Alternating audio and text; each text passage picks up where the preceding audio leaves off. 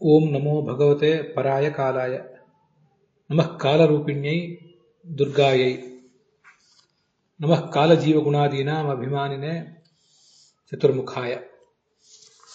ಶ್ರೀ ಗುರುಭ್ಯೋ ನಮಃ. ಅಥೇದಾನೀಂ ಭಾಗವತಸ್ಯ ದ್ವಿತೀಯೇ ಸ್ಕಂಧೆ ಅಷ್ಟಮೇ ಅಧ್ಯಾಯೇ ಸಪ್ತಮಃ ಶ್ಲೋಕಃ ವ್ಯಾಖ್ಯಾಭಿಃ ಸಾಕಂ ನಿರೂಪ್ಯತೆ. ಯದಧಾತುಮತೋ ಬ್ರಹ್ಮನ್ ದೇಹಾರಂಭೋಸ್ಯ ಧಾತುಭಿಃ ಯದೃಚ್ಛಯಾ ಹೇತುನಾ ವಾ ಭವಂತೋ ಜಾನತೆ ಯಥಾ.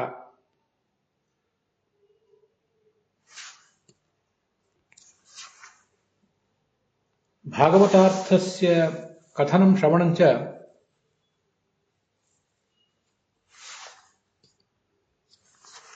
ಪುರುಷಾರ್ಥ ಹೇತು ಭವತಃ ಇತಿ ಖಲು ಅಭ್ಯುದಯೈ. ತತೋ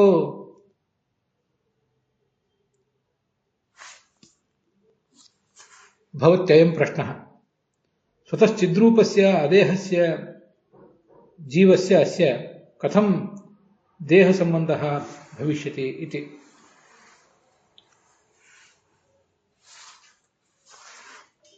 ರಾಜಾ ಪರೀಕ್ಷಿತ್ एवं शुकं पप्रच्छ किमेतत् देह संबंध जननं यदिच्छया भगवतः इच्छया भवेत् अथवा अन्योपि कारणविशेषः तत्र वर्तते तत्त्वमिदं भवान् वर्णयतु.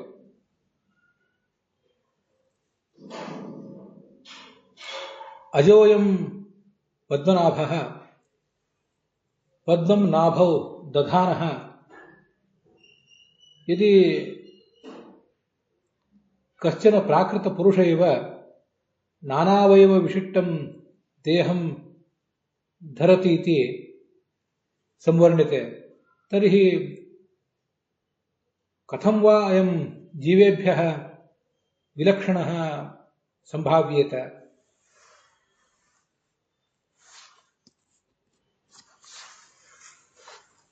इति अनेके प्रश्नाः उद्गच्छन्ति राज्ञः परीक्षितः. तानेतान् सर्वान् प्रश्नान् व्याचकार भगवान् ಶುಕಾಚಾರ್ಯः. ಭಾಗವತದ ಅರ್ಥದ ಕಥನ ಮತ್ತು ಶ್ರವಣ ಅಂತನ್ನೋದು ಪುರುಷಾರ್ಥ ಹೇತು ಅಂತ ಹೇಳಿದ್ರಿ. ಅದೆಲ್ಲ ಸರಿ. ಮೂಲಭೂತವಾಗಿ ನಮ್ಮದೊಂದು ಪ್ರಶ್ನೆ ಇದೆ. ಈ ಜೀವ ಮೂಲತಃ ಜ್ಞಾನ ರೂಪ, ಜ್ಞಾನಾನಂದ ರೂಪ. ಅವನಿಗೆ ಪ್ರಾಕೃತ ದೇಹ ಇಲ್ಲ. ಆ ಪ್ರಾಕೃತ ದೇಹ ಅವನಿಗೆ ಬರುವುದು ಎಲ್ಲಿಂದ? ಅದನ್ನು ನಾವು ಅರಿತುಕೊಳ್ಳಬೇಕಾಗಿದೆ ಅಂತಾರೆ. ಇದೆಲ್ಲವೂ ಭಗವಂತನ ಇಚ್ಛೆ ಅಂತ ಬಂತೋ ಅಥವಾ ಅದಕ್ಕೆ ಮತ್ತೇನಾದ್ರೂ ಕಾರಣ ಇದೆಯೋ ಅದನ್ನ ನೀವೇ ನನಗೆ ಹೇಳಬೇಕು.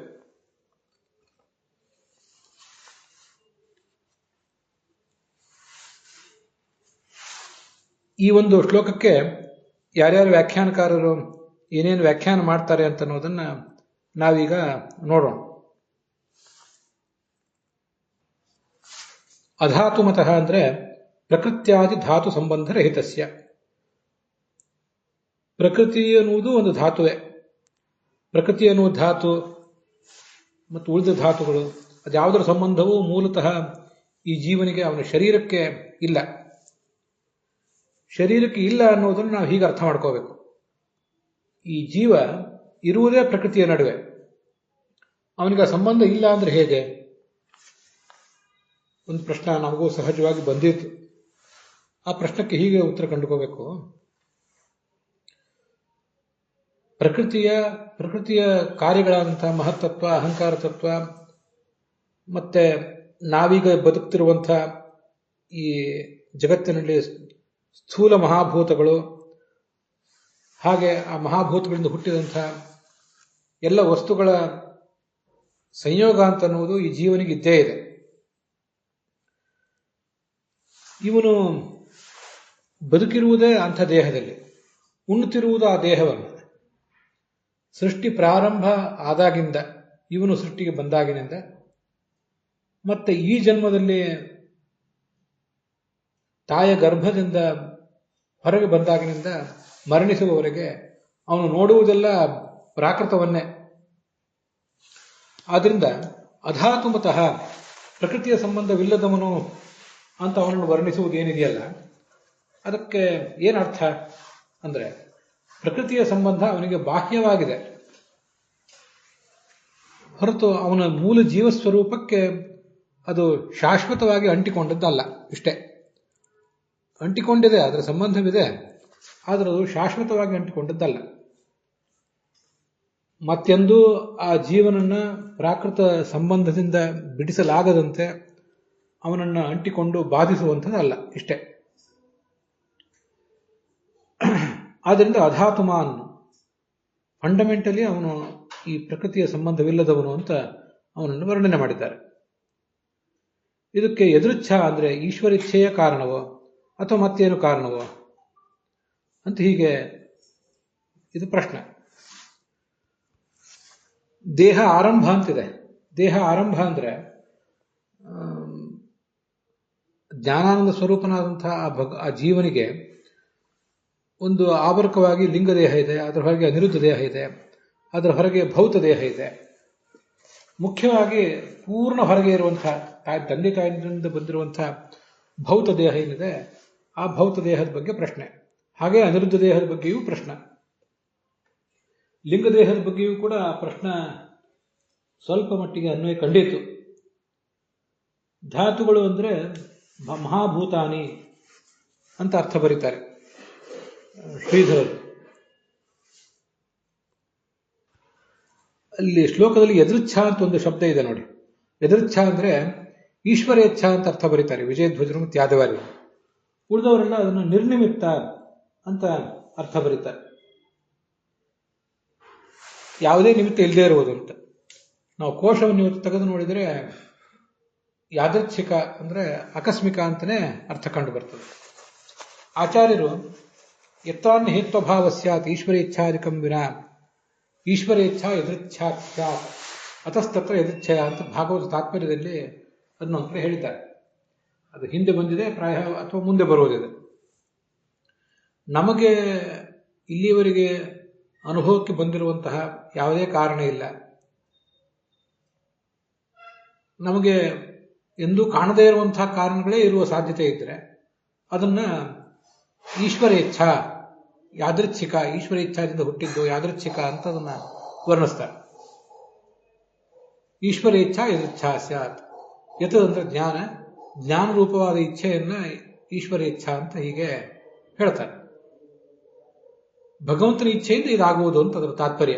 ಅದಕ್ಕಾಗಿ ವಿಜಯಧ್ವಜರು ಮತ್ತು ಯಾದವಾರ್ಯರು ಹಾಗೆ ಅರ್ಥ ಮಾಡಿದ್ದಾರೆ.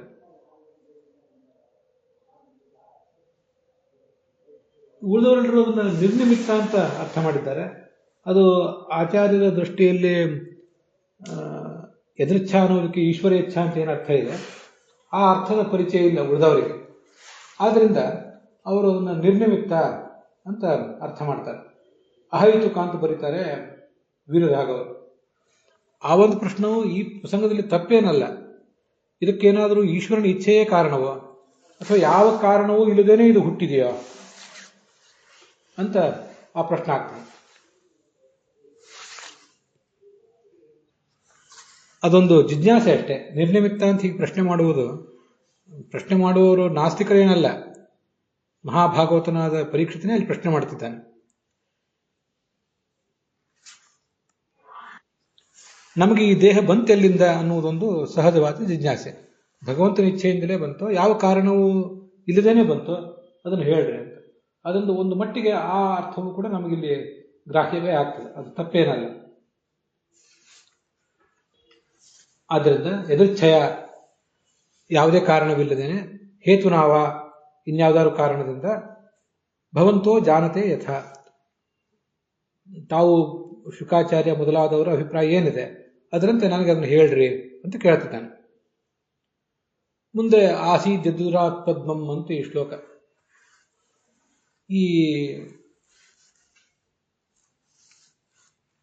14 ಲೋಕಗಳಾಗಿ ಮುಂದೆ ಪರಿಣಮಿಸ್ತದೆ ಈ ಪದ್ಮ.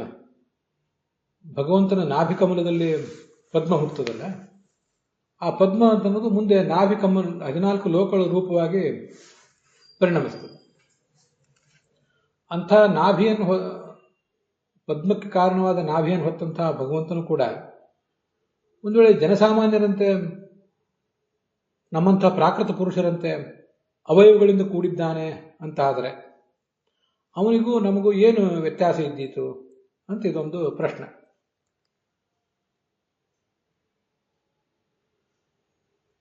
ಯಾವಾನ ಅಯಂವೈ ಪುರುಷ, ಈ ಜಗತ್ತಿನಲ್ಲಿ ನಾವೆಲ್ಲ ಪುರುಷರಿದ್ದೇವಲ್ಲ, ಇಂತಿಂಥ ಅವಯವಗಳಿಂದ ಕೂಡಿದವರು ಅಂತ. ತಾವಾನ್ ಅಸಾವಿತಿ ಪ್ರೋಕ್ತ, ಅದರಂತೆ ನಮ್ಮಂತೆಯೇ ಅವನೂ ಅವಯವವುಳ್ಳವನು ಅಂತ ಹೇಳಿದಂತೆ ಆದೀತಲ್ಲ, ಅಸಾವಿತಿ ಪ್ರೋಕ್ತ. ಅದು ಹೇಗೆ ಸರಿ ಹೊಂದಿತ್ತು ಅದನ್ನು ಸ್ವಲ್ಪ ಹೇಳ್ರಿ ಅಂತ ಕೇಳ್ತಿದ್ದಾರೆ. ಈ ಲೋಕ ಸಂಸ್ಥಾನ ಲಕ್ಷಣಂ ಪದ್ಮಂ ಅಂತ ಹೀಗಿದೆಯಲ್ಲ, ಆ ಪದ್ಮ ಅಂದ್ರೆ ಅದು ಅಜಸ್ಯನಾಭಾವಿತಿ ಯಸ್ಯನಾಭಾತ್ ಅಭೂಕ್ಷುತೆ ಪುಷ್ಕರಂ ಲೋಕಸಾರಂ ಅಂತ ಒಂದು ಪುರಾಣದ ವಾಕ್ಯ ಇದೆ. ಈ ಪದ್ಮವೇ ಮುಂದೆ ಬ್ರಹ್ಮಾಂಡವಾಗಿ ಪರಿಣಮಿಸುವಂಥದ್ದು.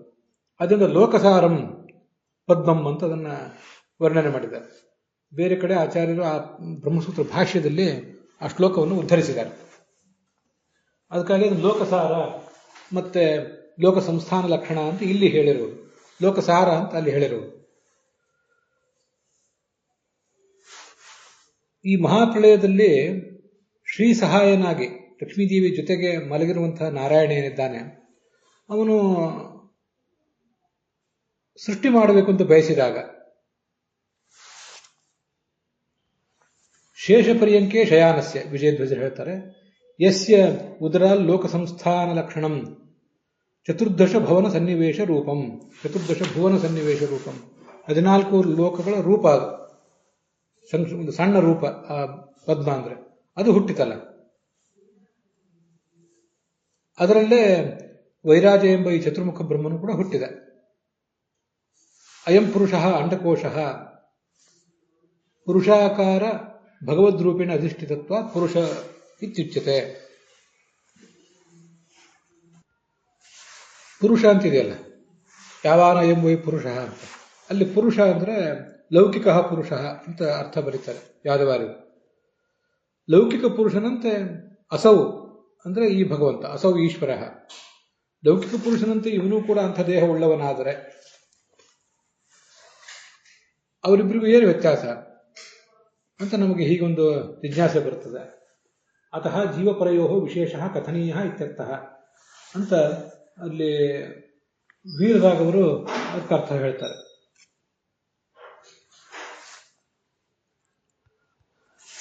ಆದರೆ ಆ ಶ್ಲೋಕ ತುಂಬ ವಿಚಿತ್ರವಾಗಿದೆ. ಜೀವನಂತೆ ಪರಮಾತ್ಮನೂ ಕೂಡ ಅವಯವವುಳ್ಳವನಾದರೆ ಅವರಿಬ್ಬರಿಗೂ ವ್ಯತ್ಯಾಸ ಹೇಳಬೇಕು ಅನ್ನುವ ಅರ್ಥ ಇವರೇನು ವೀರರಾಘವರು ಮತ್ತೆ ಯಾದವಾರರು ಬರೆದಿದ್ದಾರೆ. ಅದೇ ಅರ್ಥ ವಿಜಯಧ್ವಜರ ವ್ಯಾಖ್ಯಾನದಲ್ಲಿ ಕಾಣಿಸೋದಿಲ್ಲ. ಆದರೆ ಅವ್ರು ಏನು ಅರ್ಥ ಹೇಳ್ತಾರೆ ಅಂತಲೂ ಅಷ್ಟು ಸ್ಪಷ್ಟವಾಗಿಲ್ಲ. ಉಳಿದ ಕೆಲವು ಬೇರೆ ವ್ಯಾಖ್ಯಾನಕಾರರ ವ್ಯಾಖ್ಯಾನದಲ್ಲಿ ಕೂಡ ಹಾಗೆ ಕಾಣಿಸೋದಿಲ್ಲ. ಅಂತೂ ಅದಕ್ಕೊಂದು ಭಾಗವತ ತಾತ್ಪರ್ಯವೂ ಇಲ್ಲ. ಆದ್ದರಿಂದ ಈಗೇನು ಅರ್ಥ ಒಂದು ನಮ್ಗೆ ಉಪಲಬ್ಧ ಇದೆ ಅದನ್ನೇ ತಮ್ಮ ಎದುರಿಗೆ ಹೇಳಿದ್ದೇನೆ. ಅಧಸೃಜತಿ ಭೂತಾನಿ ಭೂತಾತ್ಮ ಯದನುಗ್ರಹಾತ್ ದದೃಶೇ ಏನು ತದ್ರೂಪಂ ನಾಭಿ ಪದ್ಮ ಸಮುದ್ಭವ ಅಂತ ಮುಂದಿನ 9ನೆಯ ಶ್ಲೋಕ. ಚತುರ್ಮುಖ ಬ್ರಹ್ಮ ಯದನುಗ್ರಹಾತ್, ಆ ಭಗವಂತನ ಅನುಗ್ರಹದಿಂದ ಲೋಕಗಳನ್ನು ಸೃಷ್ಟಿ ಮಾಡ್ತಾನೆ, ಮತ್ತೆ ಅದರೊಳಗೆ ತಾನು ಕೂಡ ವ್ಯಾಪಿಸ್ಕೋತಾನೆ. ಅದಕ್ಕಿಂತ ಮುಂಚೆ ನಾಭಿ ಕಮಲದಲ್ಲಿ ಆತ ಹುಟ್ಟಿದಾನೆ.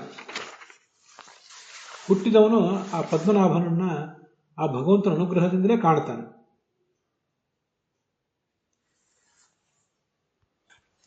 ಹೀಗೆ ಚತುರ್ಮುಖ ಬ್ರಹ್ಮನಿಗೂ ಕೂಡ ಅನುಗ್ರಹ ಮಾಡಿದಂತಹ ಒಂದು ದಿವ್ಯವಾದ ವ್ಯಕ್ತಿತ್ವ ಒಂದು ಅಂತ ಭಗವಂತನ ಬಗ್ಗೆ ವರ್ಣನೆ ಮಾಡ್ತಿದ್ದಾರೆ. ಅಂಥ ವ್ಯಕ್ತಿತ್ವ ಇದ್ದ ಭಗವಂತ ಜೀವನಂತೆಯೇ ಪ್ರಾಕೃತ ಶರೀರವುಳ್ಳವನು ಅನ್ನುವುದನ್ನು ಹೇಗೆ ಸಮರ್ಥಿಸುವುದು, ಅದನ್ನು ಒಪ್ಪಿಕೊಳ್ಳುವುದು ಹೇಗೆ ಅಂತ ಪ್ರಶ್ನೆ. ಭಾಗವತ ಶ್ಲೋಕದಲ್ಲಿ ಶಬ್ದ ಇದೆ. ಭೂತಾತ್ಮ ಅಂದ್ರೆ ಸ್ವಸೃಷ್ಟ ಕಾರ್ಯ ವ್ಯಾಪಿ ಅಂತ ಅದರ ತಾತ್ಪರ್ಯ. ಚತುರ್ಮುಖ ಬ್ರಹ್ಮ ತಾನು ಸೃಷ್ಟಿಸಿದ ಈ ಕಾರ್ಯಪ್ರಪಂಚದಲ್ಲಿ ವ್ಯಾಪಿಸಿಕೊಂಡಿದ್ದಾನೆ ಅಂತ ಅದರ ಅಭಿಪ್ರಾಯ. ಅಜ ಅಂತಿದೆ. ಅಜ ಅಂದ್ರೆ ಚತುರ್ಮುಖ ಬ್ರಹ್ಮವನು ಅಶಬ್ದವಾಚ್ಯನಾದ ಭಗವಂತನಿಂದ ಹುಟ್ಟಿದವನು ಅಂತ ಅದರ ಅರ್ಥ. ತಥಾಚ ಏವಮಾದಿ ವಿಶೇಷ, ಇಂತಹ ವೈಶಿಷ್ಟ್ಯ ಅನ್ನುವುದು ಭಗವಂತನಿಗೆ ಹೇಗೆ ಕೂಡ್ಲಿಕ್ಕೆ ಸಾಧ್ಯ? ಅವನು ಜೀವನಂತೆ ಪ್ರಾಕೃತ ದೇಹವುಳ್ಳವನು ಅಂತ ಆದರೆ ಇದು ಹೇಗೆ ಅಂತ ಅದರ ಪ್ರಶ್ನೆ ಮಾಡುವ ತಾತ್ಪರ್ಯ.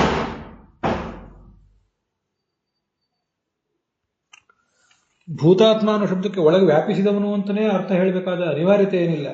ಭೂತಾತ್ಮ ಅಂದ್ರೆ ಚತುರ್ಮುಖ ಬ್ರಹ್ಮನಿಗೆ ಅದು ಹೇಗೆ ವಾಚಕ? ತಾನು ಸೃಷ್ಟಿಸಿರುವ ಈ ಜಗತ್ತೆಲ್ಲವನ್ನು ಅವನು ನಿಯಮಿಸುವವನಾದ್ದರಿಂದ ಅವನಿಗೆ ಭೂತಾತ್ಮ ಅಂತ ಹೆಸರಿದೆ. ಕೆಲವರು ಬೇರೆ ವ್ಯಾಖ್ಯಾನಕಾರರು ಹಾಗೆ ಅದನ್ನು ಬರೆದಿದ್ದಾರೆ. ಅದು ಏನು ತಪ್ಪಲ್ಲ. ನಿಯಂತ ನಿಯಾಮಕ ಅನ್ನುವುದು ವೀರರಾಘವರು ಮತ್ತೆ ರಾಧಾಕೃಷ್ಣರು ಮೊದಲಾದವರು ಮಾಡುವಂತಹ ಅರ್ಥ. ಸಚಾಪಿ ಯತ್ರ ಪುರುಷಃ ವಿಶ್ವಸ್ಥಿತ್ಯುದ್ಭವಾಪ್ಯಯಃ ಮುಕ್ತಾತ್ಮಮಾಜಾಂ ಮಾಯೇಶಃ ಶೇತೆ ಸರ್ವಗುಣಾಶ್ರಯಃ. ಹೀಗೆ ಚತುರ್ಮುಖ ಬ್ರಹ್ಮನಿಗೂ ಅನುಗ್ರಹ ಮಾಡಿದಂಥ ಒಂದು ವಿಶಿಷ್ಟವಾದ ವ್ಯಕ್ತಿತ್ವ. ಚತುರ್ಮುಖ ಬ್ರಹ್ಮ ಸೃಷ್ಟಿ ಮಾಡ್ತಾನೆ ಅಂತ ಅನ್ಕೊಂಡ್ರು, ಮೂಲತಃ ಚತುರ್ಮುಖ ಬ್ರಹ್ಮನಲ್ಲಿದ್ದು ಪ್ರಪಂಚದ ಸೃಷ್ಟಿ ಮಾಡುವವನು, ತಾನು ಲಯ ಮಾಡುವವನು, ಮತ್ತು ತಾನು ಪಾಲನೆ ಮಾಡುವವನು, ಲಯಕರ್ತನಾದ ರುದ್ರನಲ್ಲಿದ್ದು ಲಯ ಮಾಡುವವನು, ಎಲ್ಲವೂ ಕೂಡ ಅವನೇ ಆಗಿದ್ದಾನೆ. ಹೀಗೆ ಮುಕ್ತ ಆತ್ಮಮಾಯಾಂ ಮಾಯೇಶಃ, ಅವನನ್ನು ಮಾಯೇಶ ಅಂತ ವರ್ಣನೆ ಮಾಡ್ತಾರೆ. ಯಾಕೆ ಅವನನ್ನು ಮಾಯೇಶ ಅಂತ ಹೇಳ್ತಾರೆ ಅಂದ್ರೆ, ಶ್ವೇತಾಶ್ವತರ ಉಪನಿಷತ್ತಿನಲ್ಲಿ ಹಾಗೊಂದು ಶಬ್ದ ಇದೆ. ಮಾಯಾಂತು ಪ್ರಕೃತಿಂ ವಿದ್ಧಿ ಮಾಯಿನಂತು ಮಹೇಶ್ವರಂ ಅಂತ. ಮಾಯೆ ಅಂದ್ರೆ ಕಣ್ಕಟ್ಟು ಅಂತ ಅದರ ಅರ್ಥ ಅಲ್ಲ. ಮಾಯೇಶಃ ಅಂದ್ರೆ ಪ್ರಕೃತಿ, ಜಡ ಪ್ರಕೃತಿ ಅಥವಾ ಚೇತನ ಪ್ರಕೃತಿ, ಅದರ ಅಧಿಪತಿಯಾದವನು ಈ ಭಗವಂತ. ಆದ್ರಿಂದ ಅವನನ್ನು ಮಾಯೇಶ ಅಂತ ಹೀಗೆ ಹೇಳೋದು. ಅವನು ತನ್ನ ಆತ್ಮಮಾಯ ಮುಕ್ತ, ಯಾವತ್ತು ಆ ಮಾಯೆಯನ್ನು ತನ್ನ ಅಧೀನದಲ್ಲಿ ಇಟ್ಕೊಂಡಿದ್ದಾನೆ.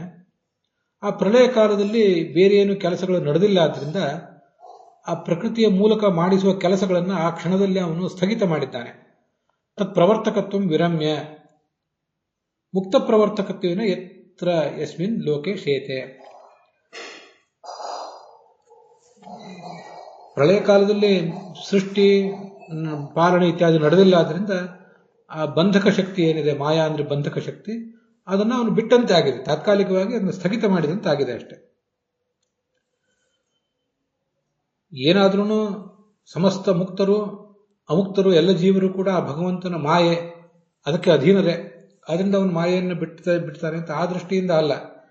ಮಾಯೆಯನ್ನು ಅವನು ಯಾವ ಕಾರಣಕ್ಕೂ ಬಿಡೋದಿಲ್ಲ, ತನ್ನ ಇಚ್ಛೆಯನ್ನೇ ಅವನು ಬಿಡ್ತಾನೆ ಅಂತ ಹೇಳ್ದಂಗೆ ಆಗ್ತದೆ.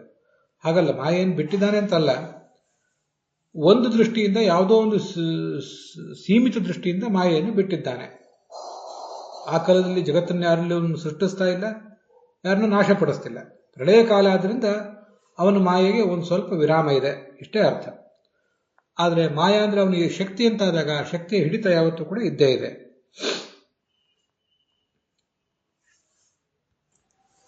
ಹಾಗಾಗಿ ಮಾಯೇಶಃ ಲಕ್ಷ್ಮೀಶಃ ಅಂತ ಅರ್ಥ ಬರೀತಾರೆ ಯಾದವಾರರು.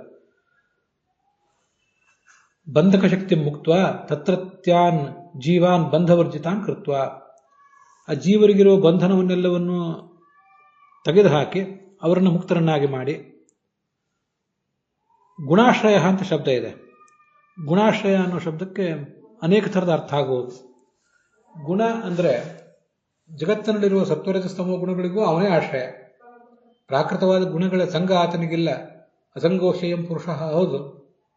ಆದರೆ ಆ ಪ್ರಕೃತಿಯಲ್ಲಿರುವ ಸತ್ವರಜಸ್ತಮೋ ಗುಣಗಳಾದರೂ ಕೆಲಸ ಮಾಡುವುದು ಅವನ ಪ್ರೇರಣೆಯಿಂದಲೇ. ದ್ರವ್ಯಂ ಕರ್ಮಚ ಕಾಲಸ್ಯ ಸ್ವಭಾವೋ ಜೀವ ಏವವ ಅಂತ ಹೀಗೆ ಭಾಗವತನೇ ಹೇಳುವಂತೆ ಪ್ರತಿಯೊಂದು ವಸ್ತುವು ಅವನಿಂದಲೇ ಕೆಲಸ ಮಾಡೋದು. ಆದ್ರಿಂದ ಪ್ರಾಕೃತ ಸತ್ವರಜಸ್ತಮೋ ಗುಣಗಳಿಗೆ, ಜ್ಞಾನಾನಂದಾದಿ ಗುಣಗಳಿಗೆ, ಮತ್ತೆ ಆ ಜ್ಞಾನಾನಂದಾದಿ ಗುಣಗಳನ್ನು ಹೊತ್ತ ಮುಕ್ತರಿಗೆ, ಗುಣರು ಅಂದ್ರೆ ಮುಕ್ತರು ಅಂತ ಅರ್ಥ ಮಾಡಿದ್ದಾರೆ ಯಾದವಾರರು. ಈ ಎಲ್ಲ ಮುಕ್ತರಿಗೂ ಕೂಡ ಅವನೇ ಆಶ್ರಯ. ಗುಣ ಅಂದ್ರೆ ಅಮುಖ್ಯ ಅಂತ ಅರ್ಥ, ಅಸ್ವತಂತ್ರ ಅಂತ ಇನ್ನೊಂದು ಅರ್ಥ ಹೇಳಬಹುದು. ನನಗೆ ಹಾಗರ್ಥ ಹೊಳಿತಿದೆ. ಈ ಅಮುಖ್ಯವಾದ ಈ ಜಗತ್ತೇನಿದೆಯಲ್ಲ, ಇವನು ಸ್ವತಂತ್ರ. ಅಸ್ವತಂತ್ರವಾದಂತಹ ಈ ಜಗತ್ತಿದೆಯಲ್ಲ, ಅಸ್ವತಂತ್ರವಾದ ಈ ಜಗತ್ತನ್ನ ಅವನು ತನ್ನ ಒಡಲಲ್ಲಿ ಇಟ್ಕೊಂಡಿರುವುದರಿಂದ ಆತನಿಗೆ ಸರ್ವಗುಣಾಶ್ರಯ ಅಂತ ಹೀಗೆ ಅರ್ಥ ಹೇಳ್ತಾರೆ. ಸರ್ವಗುಹಾಶಯ ಅಂತ ಪಾಠ ಇದೆ ಕೆಲವು ಕಡೆ, ಬೇರೆಯವರು ಇಟ್ಕೊಂಡಿರುವಂತೆ. ಎಲ್ಲರ ಗುಹೆಯಲ್ಲೂ ಇರ್ತಾನಂತ. ಆ ಪಾಠವು ತಪ್ಪೇನಲ್ಲ. ಆಚಾರ್ಯ ಅದ್ರ ಬಗ್ಗೆ ಏನು ಹೇಳಿಲ್ಲ, ಅದರಿಂದ ನಮಗೆ ಪೂರ್ಣವಾಗಿ ಅದ್ರ ಬಗ್ಗೆ ಅರಿವಾಗೋದಿಲ್ಲ.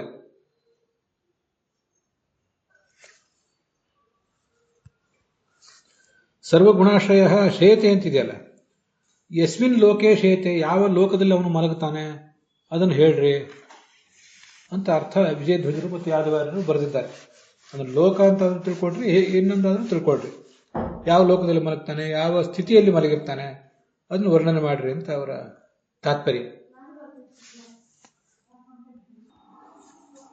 ಇದಲ್ಲದೆ ಪುರುಷಾವಯವೈರ್ಲೋಕಾಃ ಸಪಾಲಾಃ ಪೂರ್ವಕಲ್ಪಿತಾಃ ಲೋಕೈರಮುಷ್ಯಾವಯವಾಃ ಸಪಾಲೈರಿತಿ ಸುಶ್ರುಮ. ಅವನ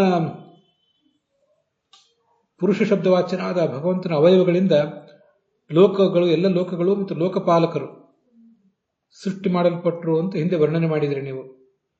ಮತ್ತೆ ಲೋಕೈರಮುಷ್ಯ ಅವಯವಾಹ, ಆ ಲೋಕಗಳೇನಿದೆ ಆ ಲೋಕಗಳ ಮೂಲಕವೇ, ಲೋಕಗಳನ್ನು ನಾವು ಗಮನಿಸಿಯೇ ಅಮುಷ್ಯ ಅವಯವಾಹ, ಆ ಭಗವಂತನ ಅವಯವಗಳನ್ನು ನಾವು ಧ್ಯಾನಿಸಬೇಕು. ಲೋಕಗಳನ್ನು ಅವನ ಅವಯವ ಅಂತ ತಿಳ್ಕೊಳ್ಬೇಕು. ಆ ಎಲ್ಲ ಲೋಕಗಳಿಗೆ ಅವನ ಅವಯವಗಳು ಆಶ್ರಯ ಅಂತ ತಿಳ್ಕೊಳ್ಬೇಕು ಅಂತ ವರ್ಣನೆ ಮಾಡಿದರು. ಒಂದೊಂದು ಲೋಕವು ಕೂಡ ಭೂರ್ಲೋಕ ಕಲ್ಪಿತ ಪದ್ಭ್ಯಾಮ್ ಇತ್ಯಾದಿ ಮಾತಿನಿಂದ, ಸತ್ಯಲೋಕ ಅವನ ತಲೆಯನ್ನು ಆಶ್ರಯಿಸಿದೆ ಇತ್ಯಾದಿ ಮಾತುಗಳಿಂದ ಎಲ್ಲ ಲೋಕಗಳು ಆತನ ಅವಯವಗಳನ್ನು ಆಶ್ರಯಿಸಿಕೊಂಡಿದೆ ಅಂತ ಧ್ಯಾನಿಸಬೇಕು ಅಂತ ಹೇಳಿದ್ರಿ. ಅದನ್ನ ಈಗಾಗಲೇ ನೀವು ಒಂದ್ಸರಿ ಹೇಳಿದ್ದೀರಿ, ಇನ್ನೂ ವಿಸ್ತಾರವಾಗಿ ಹೇಳ್ರಿ ಅಂತ ಅದ್ರ ತಾತ್ಪರ್ಯ. ಇದು ಸುಶ್ರುಮ. ಈಗ ನೀವು ಹೇಳಿದ್ದನ್ನು ನಾವು ಕೇಳಿದ್ದೇವೆ. ಈ ಶ್ಲೋಕ ಸ್ವಲ್ಪ ವಿಚಿತ್ರವಾಗಿದೆ. ಆದ್ದರಿಂದ ಆಚಾರ್ಯರು ಇದಕ್ಕೆ ನಿಜಾವಯವೇಭ್ಯ ಸೃಷ್ಟಾ ಬಾಹ್ಯಾವಯವಾ ಲೋಕೈ ಕಲ್ಪ್ಯಂತೆ ಅಂತ ಹೀಗೆ ಅದಕ್ಕೆ ಭಾಗವತ ತಾತ್ಪರ್ಯ ಬರೆದಿದ್ದಾರೆ. ಈ ಹಿಂದಿನ ಕಲ್ಪಗಳಲ್ಲಿ ಪುರುಷನ ಅವಯವಗಳಿಂದ ಲೋಕಗಳ ಕಲ್ಪನೆ ಆಯಿತು ಅಂತ ಕೇಳಿದ್ದೀವಿ. ಈ ಕಲ್ಪದಲ್ಲಿ ಲೋಕಗಳಿಂದ ಅವಯವದ ಕಲ್ಪನೆ ಅಂತೀರಿ. ಯಾವುದರಿಂದ ಯಾವುದರ ಕಲ್ಪನೆ, ಯಾವುದರಿಂದ ಯಾವುದರ ಸೃಷ್ಟಿ, ಅದನ್ನು ಸ್ವಲ್ಪ ಹೇಳ್ರಿ ಅಂತ ಒಂದು ಪ್ರಶ್ನೆ. ಅವಯವಗಳಿಂದ ಲೋಕದ ಕಲ್ಪನೆ ಅಥವಾ ಲೋಕಗಳಿಂದ ಅವಯವದ ಕಲ್ಪನೆಯೋ, ಇದೇನು, ಈ ಒಗಟನ್ನು ಬಿಡಿಸುವುದು ಹೇಗೆ ಅಂತ ಪ್ರಶ್ನೆ ಬಂದರೆ ಆಚಾರ್ಯರು ನಿಜಾವಯವೇಭ್ಯ ಸೃಷ್ಟಿ, ನಿಜ ಅಂದ್ರೆ ತಾನು, ಆ ಭಗವಂತನ ಅವಯವಗಳಿಂದ ಲೋಕವೆಲ್ಲವೂ ಸೃಷ್ಟವಾದವು. ಅಲ್ಲಿ ಮೊದಲನೇದಾಗಿ ಸೃಷ್ಟಿ ಅಂತಲೇ ಅದರ ತಾತ್ಪರ್ಯ. ಕಲ್ಪಿತಾಹ ಅಂದರೆ ಸೃಷ್ಟವಾದವು, ಸೃಷ್ಟಿಸಲ್ಪಟ್ಟವು ಅಂತ ಅದರ ತಾತ್ಪರ್ಯ.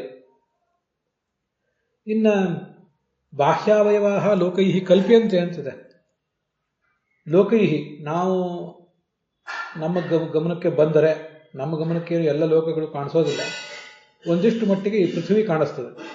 ಈ ಲೋಕಗಳಿಂದ ಅವಯವಗಳನ್ನು ಕಲ್ಪನೆ ಮಾಡುವುದು ಅಂದರೆ ಅವನ ಪ್ರತಿಮಾರೂಪವಾದ ಅವಯವಗಳು. ಈ ಲೋಕಗಳೆಲ್ಲವೂ ಕೂಡ ಆತನ ಪ್ರತಿಮಾರೂಪವಾದದ್ದು. ಪಾತಾಳಮೇತಸ್ಯ ಹಿ ಪಾದಮೂಲಂ, ಭಗವಂತನ ಪಾದ ಮೂಲ ಅಂದರೆ ಅದು ಈ ಪಾತಾಳ ಅಂತ ಹೀಗೆಲ್ಲ ಚಿಂತನೆ ಮಾಡುವುದು ಅಂತ ಅದರ ಅಭಿಪ್ರಾಯ ಆಗ್ತದೆ. ಹೀಗೆ ಧ್ಯಾನ ಮಾಡುವಾಗ ಲೋಕಗಳೆಲ್ಲವೂ ಕೂಡ ಆತನ ಅವಯವಗಳನ್ನು ಆಶ್ರಯಿಸಿಕೊಂಡಿದೆ ಅಂತ ಹೀಗೆ ಚಿಂತನೆ ಮಾಡುವುದು ಅಂತ ತಾತ್ಪರ್ಯ. ಅದರಿಂದ ಅಲ್ಲಿ ವಿರೋಧ ಇಲ್ಲ. ವಿಜಯಧ್ವಜರ ವ್ಯಾಖ್ಯಾನದಲ್ಲಿ ಸಪಾಲೈ ಲೋಕೈ ಅಮುಷ್ಯ ಅವಯವಾ ಪ್ರತಿಮಾವತ್ ಸಂಕಲ್ಪಿತಾ ಇತಿ ವಾ ಅಂತ ಬರೆದಿದ್ದಾರೆ. ಅದಕ್ಕಿಂತ ಅವರು ಕ್ಲುಪ್ತ ಅಂತ ಹಿಂದೆ ಒಂದು ಅರ್ಥ ಬರೆದಿದ್ದಾರೆ. ಕ್ಲುಪ್ತ ಅನ್ನೋದು ಯಾಕೋ ಅಷ್ಟು ಸಮಾಧಾನ ಕೊಡೋದಿಲ್ಲ. ಎಲ್ಲ ದಿಕ್ಪಾಲಕರಿಂದ ಕೂಡಿದ ಈ ಲೋಕಗಳನ್ನು ನಾವು ನೋಡಿ ಆ ಭಗವಂತನ ಅವಯವಗಳನ್ನು ಚಿಂತಿಸಬಹುದು. ಅಮುಷ್ಯ ಅವಯವಾ ಪ್ರತಿಮಾವತ್ ಸಂಕಲ್ಪಿತಾ ಧಾರಣಾ ವಿಷಯತೆಯ ನಿರೂಪ್ಯಂತೆ. ಅಂತ ಯಾದವಾರ್ಯರು ಅದಕ್ಕೆ ಅರ್ಥ ಬರೆದಿದ್ದಾರೆ. ಧಾರಣ ಮಾಡುವುದು ಅಂದರೆ ಮನಸ್ಸಿನಲ್ಲಿ ಧ್ಯಾನ ಮಾಡುವುದು ಅಂತ ಅರ್ಥ. ಹಾಗೆ ಧ್ಯಾನ ಮಾಡುವಾಗ ಒಂದೊಂದು ಲೋಕವು ಕೂಡ ಆತನ ನಿರ್ದಿಷ್ಟ ಅವಯವದಲ್ಲಿ ಹುಟ್ಟಿತು ಮತ್ತು ಅದನ್ನೇ ಆಶ್ರಯಿಸಿಕೊಂಡಿದೆ ಅಂತ ಚಿಂತನೆ ಮಾಡುವುದು. ಇಷ್ಟು ಒಟ್ಟು ಅದರ ಅಭಿಪ್ರಾಯ. ಅದರ ಮುಂದಿನ 12ನೇ ಶ್ಲೋಕದಲ್ಲಿ ಚತುರ್ಮುಖ ಬ್ರಹ್ಮನ ದ್ವಿಪರಾರ್ಧ ಕಲ್ಪ, ಆತನಿಗೆ ಒಟ್ಟು 31,104,000 ಕೋಟಿ ವರ್ಷಗಳ ಆಯುರ್ಮಾನ ಇದೆ. ಅದನ್ನು ಮಹಾಕಲ್ಪ ಬ್ರಹ್ಮಕಲ್ಪ ಅಂತ ಹೇಳ್ತಾರೆ. ಅದರಲ್ಲಿ ದ್ವಿತೀಯ ಪರಾರ್ಧ ಈಗ ನಡೆದಿದೆ. ಒಟ್ಟು 2 ಅರ್ಧಗಳು, 2 ಹಾಫ್ಗಳು ಅದರಲ್ಲಿವೆ. ಆದ್ದರಿಂದ ಆ ಚತುರ್ಮುಖ ಬ್ರಹ್ಮನ ದ್ವಿಪರಾರ್ಧ ಕಲ್ಪ, ಅವನ ಒಂದು ದಿನ, ಹಾಗೆ ಒಂದು ಮನ್ವಂತರ, ಒಟ್ಟಾರೆ ಮನ್ವಂತರ ಕಲ್ಪ, ದಿನಕಲ್ಪ, ಮಹಾಕಲ್ಪ, ಹೀಗೆ ಇಷ್ಟನ್ನು ಹೇಳ್ತಾರೆ. ಮನ್ವಂತರ ಕಲ್ಪ ಅನ್ನೋದು ಸಣ್ಣದು, ದಿನಕಲ್ಪ ಅನ್ನೋದು ದೊಡ್ಡದು. ಆ ಚತುರ್ಮುಖ ಬ್ರಹ್ಮನ ಮಹಾಕಲ್ಪ ಅಥವಾ ದ್ವಿಪರಾರ್ಧ ಕಲ್ಪ ಅನ್ನೋದು ಬಹಳ ದೊಡ್ಡದು. ಇವುಗಳೆಲ್ಲದರದ್ದು ಪರಿಣಾಮ ಎಷ್ಟು ಅದನ್ನು ನೀವು ಹೇಳ್ರಿ. ಅದರ ಒಟ್ಟಾರೆ ಅಳತೆ ಎಷ್ಟು? ಭೂತ ಭವ್ಯ ಭವಚ್ಛಬ್ದ ಆಯುರ್ಮಾನಂ ಚ ಯತ್ಕೃತಂ.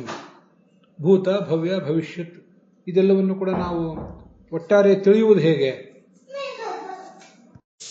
ಮುಂದೆ 13ನೇ ಶ್ಲೋಕದಲ್ಲಿ ಅತಿ ಚಿಕ್ಕ ಕಾಲ ಹಾಗೆ ಅತಿ ದೊಡ್ಡ ಕಾಲಗಳನ್ನು ನಾವು ತಿಳ್ಕೋಬೇಕಾಗಿದೆ. ಅವುಗಳ ಲಕ್ಷಣ ಏನು ಅದನ್ನು ಹೇಳಿದೆ.